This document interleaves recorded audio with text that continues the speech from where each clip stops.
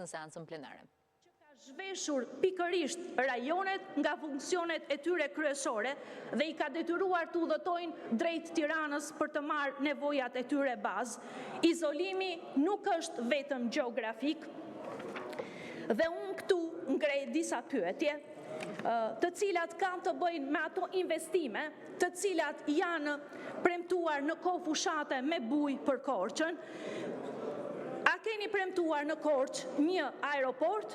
Ku e keni aeroportin që premtuat pikërisht në Lumalas? Ku është gazifikimi i cili u shpall si zhvillim?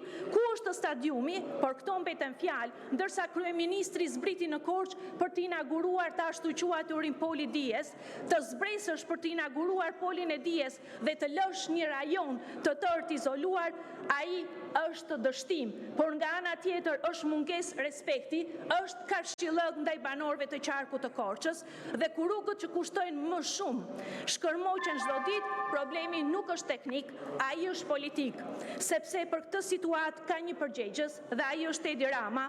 Izolimi i një rajoni të tërë nuk është aksident, është pasojë dhe kjo pasojë ka emër, ndërsa sot qytetarët protestojnë aty në Korçë, izolimi nuk do të pranohet si normalitet. Ju faleminderit. Fjalën e ka zoti Shalsi, të përgatitet zoti Baçi.